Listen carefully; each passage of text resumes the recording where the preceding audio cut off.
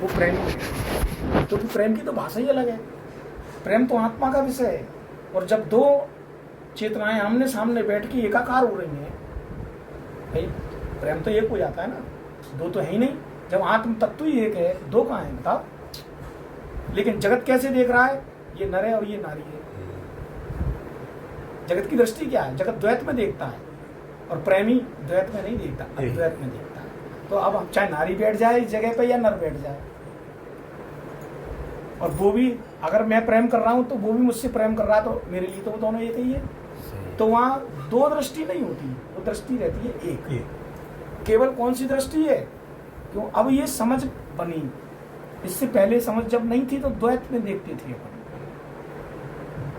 जैसे कोई स्त्री और कोई पुरुष दोनों एक दूसरे से प्रेम कर रहे हैं, और वो आध्यात्मिक प्रेम जो परमात्मा वाला प्रेम है, और आमने सामने है,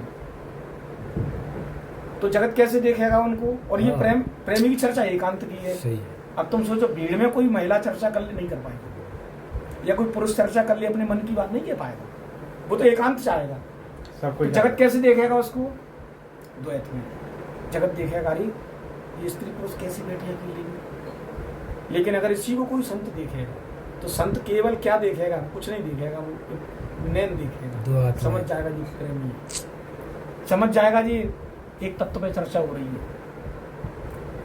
तो प्रेम, इसलिए संतों ने गाया भी, सबसे ऊंची प्रेम सगाई। कितनी ऊंची थी कि विद्वानी जब भगवान कृष्ण गए, चलो काकी से मिले, काकी नहा रही थी उसको, तो काकी जैसी उन्हें आवाज लगाई काकी है, तो बेसुध हो गई।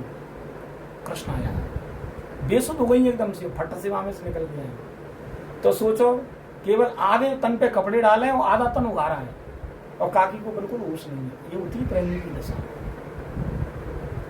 खिलाना चाहिए था केला, खिला रही है छिकला, दूधा फेंक रही है, ये होती प्रेम की दशा। अब बताओ, इस प्रेम के लिए जब काकी की दृष्टि पड़ी होगी श्याम सुंदर पे, तो काकी कैसी हो गई होगी। काकी का होश ठिकाने नहीं था। क्या होश ठिकाने था? अगर ठिकाने होता तो फिर छिलका देती, काय को देती, बूदा देती।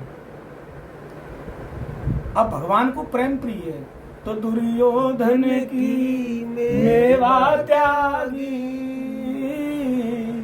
दुर्योधन की मेवा त्यागी, साग विदुर घर खाई, सबसे